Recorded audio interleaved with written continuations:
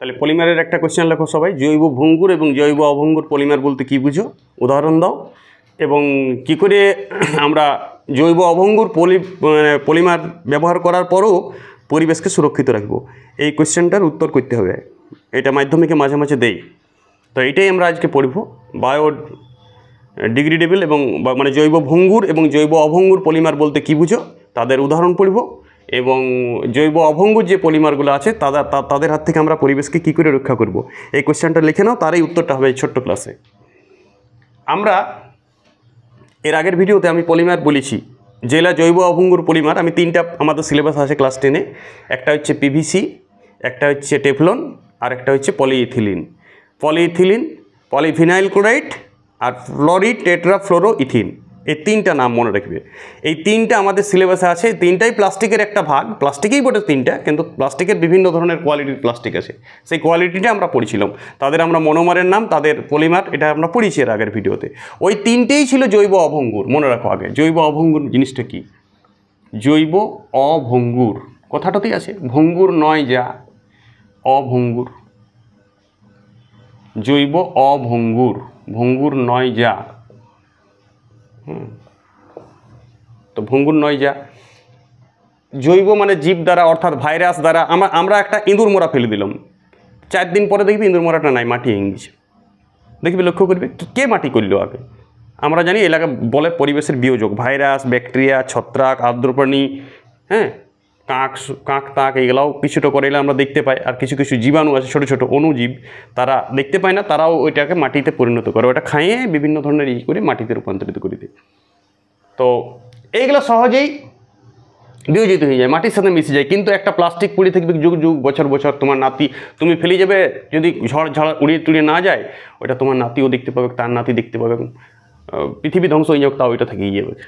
তো এইগুলো হচ্ছে কোনো ভাইরাস, ব্যাকটেরিয়া দ্বারা মানে বিয়োজিত হয় না, সেই জন্য এগুলো জৈব অভঙ্গুর। যেমন উদাহরণ যদি বলে কেউ, তাহলে পিভিসি, পলিভিনাইল ক্লোরাইড, যা তৈরি করেছিলে তুমি পিভিসি দিয়ে। টেফলন, এখনই বললাম, টেফলনের রাসায়নিক নাম কি, রাসায়নিক নামটাও শিখতে হয়, পলিটেট্রাফ্লোরো ইথিন। এটা সংকেতটা কী ছিল মনে আছে পিভিসি? আমি বলেছি আগের ক্লাসটায়, পিভিসি সংকেতও লিখে দেবে। পিভিসির সংকেতটা হচ্ছে এইটা, পিভিসির সংকেত এইটা, ব্র্যাকেট দিয়ে এদিকে এন থাকবে, এদিকে হাইড্রোজেন 2 পিস, একটা হাইড্রোজেন, এটা সিএল, পলিভিনাইল ক্লোরাইড, এটা পিভিসি। টেফলনের সংকেতটা মনে আছে কী ছিল? লিখে লিখে অভ্যাস হবে। সিঙ্গেল বন্ড, এদিকে এন সংখ্যক দিয়ে দিবে, এদিকে একটা ফ্লোরিন, চারদিকে 4টা ফ্লোরিন, টেট্রা মানে 4টা ফ্লোরিন চারদিকে থাকবে, এটা টেট্রাফ্লোরোইথিন। আর ইথিলিন, এই পলিইথিলিন মানে পলিথিন, যেটা আমরা ব্যাগ বলি, পলিথিন। পলিথিনের সংকেতটা কী ছিল? কার্বন, কার্বন ব্র্যাকেট, এদিকে ব্র্যাকেট, এন সংখ্যক, এদিকে একটা হাইড্রোজেন, এদিকে একটা হাইড্রোজেন, চারদিকে 4টা হাইড্রোজেন, বাস। একটু স্ট্যান্ডার্ড দেখো, একদম সোজা, একই সংকেত। এখানে একটা হাইড্রোজেনের বদলে একটা ক্লোরিন, এখানে হাইড্রোজেনও নয় ক্লোরিনও নয়, 4টাই এফ, ফ্লোরিন 9 নম্বর মূল, একই তো। ব্রহ্মা বিষ্ণু মহেশ্বর, এই তিনটা মনে রাখতে হবে, এই তিনটা। এবারে এইগুলো আমরা ব্যবহার করব, তা সত্ত্বেও কী করে নিরাপদে থাকব, তার উপায় আমরা পরীক্ষায় পড়তে পারি। দেখো 1 নম্বর, প্রথমত এইগুলা বাড়ি আমরা একদম ব্যবহার করবো না, এরকম আর করা যাবে না।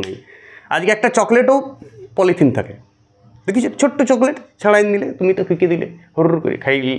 একটা চিড়িয়া ভাজা, একটা কোনো যে কোনো যা জিনিস খাবে তুমি, তারপরে তো আছেই গুটকা, পান মশলা, যা হয়েছে বিমল, সবাই অ্যাডভার্টাইজ দিচ্ছে, বড় বড় নায়ক মহানায়করা অ্যাডভার্টাইজ দিচ্ছে হিসেবে। তো সব কিছুতে তুমি যেখানে সেখানে পৃথিবীতে প্রতি সেকেন্ডে 1 কোটি পলিথিন পড়ছে মাটিতে, ছিঁড়ে পড়ে ফেলে দিচ্ছে। সেইগুলাকে সংগ্রহ করে এক জায়গায় যদি কালেকশন করা হয় এবং রিসাইক্লিং করা হয়, বা এমন কোনো জায়গায় রেখে দেবো মাটি কুড়িয়ে, যে জায়গাটাকে আমরা ট্রিটমেন্ট করতে পারবো, যে ওই জায়গাটা আর পরিবেশের অন্য জায়গা থেকে আলাদা, এখানে শুধু দূষিত পদার্থে রাখা হয়, এইভাবে রিসাইক্লিং করা যেতে পারে। এইটা 1 নম্বর উপায়। এইটাকে জঞ্জাল মুক্ত করতে গেলে দেখতেও খারাপ লাগে, আর মাটির উপরে জায়গাটা নেই, মাটির গুণাগুণ নষ্ট করে। তাছাড়া অনেকেই খাইয়ে ফেলে, গরু তরু নিচে পড়ে থাকলেও ঘাসের সাথে গরু খাইয়ে ফেললো, তো গরুর পেটে চলে যায়, ক্ষতি হয়।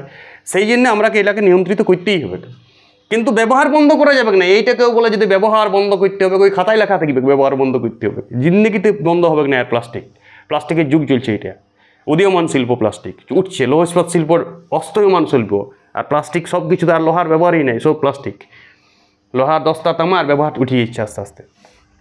2 নম্বর, এইটা আমরা বায়োডি গ্যাস তৈরি করতে পারি। বায়োডি গ্যাস অর্থাৎ এইগুলোর সাথে এই টেফলন মেফলনের সাথে বিশেষ ধরনের কার্বোহাইড্রেট জাতীয় কোনো জিনিস মিশাই দেওয়া হয় পরীক্ষাগারে, এখন তৈরি করা হচ্ছে এইসব কার্বোহাইড্রেট। অন্য দেশে খুব চলছে এটা, কার্বোহাইড্রেট প্লাস এই পলিমার, বিভিন্ন পলিমার যুক্ত করে এইটাকে আমরা একটু এমন তৈরি করব, বায়োডি ব্যাগ তৈরি করছি, যেটা ব্যবহার করার পর ফেলে দিলে মাটি হয়ে যাবে, গুলি যাবে, একদম সাথে সাথে গুলি যাবে।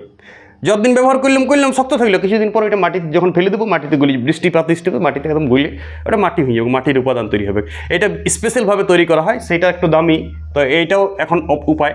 আর 3 নম্বর উপায় আছে বায়োপোল, অর্থাৎ খুব পাতলা পাতলা প্লাস্টিক করা হবে, একদম পাতলা পাতলা, এবং এটা মাটির সাথে সহজেই মিশে যায়। তখন এটাকে আমরা এই ধরনের প্লাস্টিকগুলোকে বায়োপোল প্লাস্টিক বলি। তাহলে আমরা 3টা উপায় করতে পারি। 1 নম্বর রিসাইক্লিং, 2 নম্বর কী বললাম, বায়োডি ব্যাগ তৈরি করা যায়।